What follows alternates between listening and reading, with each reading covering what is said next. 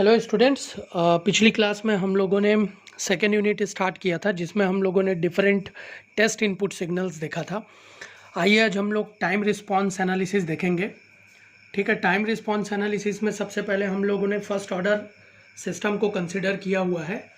यहाँ पे आप लोग देख सकते हैं, मैंने एक छोटा सा ब्लॉक डायग्राम शो किया है। इस ब्लॉक डायग्राम को सिंपली हम लोग दे सकते हैं, तो जो फॉरवर्ड पाथ गेन है वो 1/ST है, फीडबैक पाथ गेन जो है वो 1 है। तो फीडबैक के कॉन्सेप्ट से CS/RS इक्वल टू 1/ST + 1 हो जाएगा। ये फर्स्ट ऑर्डर सिस्टम का इक्वेशन हो गया। फर्स्ट ऑर्डर सिस्टम के इक्वेशन के लिए अब हम अलग अलग टेस्ट इनपुट सिग्नल्स जो हम लोगों ने पिछली क्लास में देखा था उसको अप्लाई करेंगे। कैसे करेंगे?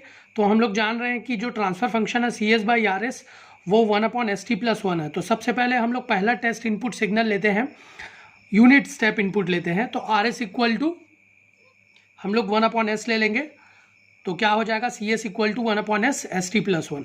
इसका हम लोग पार्शियल फ्रैक्शन निकाल के जब इन्वर्स लाप्लास ट्रांसफॉर्म लेते हैं तो 1 - e⁻ t/t आता है। और जब t इक्वल टू हम लोग 1 कंसिडर करते हैं या small t is equal to capital T consider करते हैं तो इसका CT इज इक्वल टू जो है 0.632 आता है। इसको परसेंटेज में लेने पर 63.2 हो जाता है। ठीक है, इस इन्वर्स लाप्लास ट्रांसफॉर्म का जो हम लोग ड्रॉ करते हैं रिस्पॉन्स, वो कुछ इस तरीके से ड्रॉ होता है। ठीक है, ये आप लोग का स्लोप हो गया है 1/t और ये आप लोग का CT हो गया है 1 - e⁻t/t। ठीक है, फाइनल वैल्यू 1 है, 0.632 तक ये पहुंचता है। ठीक है, इस रिस्पॉन्स के थ्रू। तो फाइनल वैल्यू 1 और जो रिस्पॉन्स है उसके बीच का जो डिफरेंस है वो 0.02 का आता है। यहाँ पे आप लोग देख सकते हैं। ठीक है, तो यहाँ से यहाँ तक का जो टाइम रहेगा इसको स्टडी स्टेट में पहुँचने के लिए वो ट्रांजिएंट रहेगा, बाकी का टाइम आपका स्टडी स्टेट टाइम रहेगा। ठीक है, तो ये तो पहला टेस्ट इनपुट सिग्नल हो गया। सिंपल हम लोग एनालिसिस करते चल रहे हैं, देखेंगे इसको फाइनली इंप्लीमेंट कैसे करना है।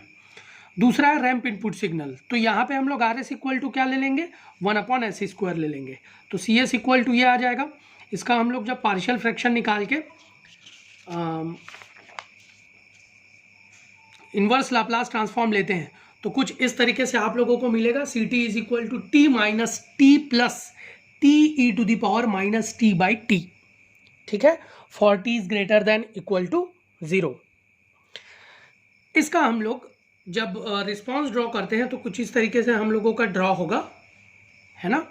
ये आप लोगों का स्टडी स्टेट एरर आएगा, जो एक्चुअल लीनियर हमारा रिस्पॉन्स होना चाहिए और जो ये एक्चुअल रिस्पॉन्स है CT, इसके बीच का जो डिफरेंस है वो स्टडी स्टेट एरर होगा। ठीक है, लास्ट है मेरा जो टेस्ट इनपुट सिग्नल है यूनिट इम्पल्स। तो यहाँ पे मैं RS इक्वल टू इनपुट जो है 1/ST + 1 ले लूँगा। मैं हर बार बोल रहा हूँ कि इनपुट मैं क्यों चेंज कर रहा हूँ यहाँ पे। तो यहाँ पे आप लोग जब ब्लॉक डायग्राम में देखेंगे तो इनपुट क्या है? RS है। तो इसी को मैं अलग अलग तरीके से ले रहा हूँ, कभी इम्पल्स ले रहा हूँ, कभी रैम्प ले रहा हूँ, कभी स्टेप ले रहा हूँ। तो ये मेरा एनालिसिस करने का तरीका होगा। तो अब मैं एनालिसिस करने वाला हूँ यूनिट इम्पल्स फंक्शन के लिए।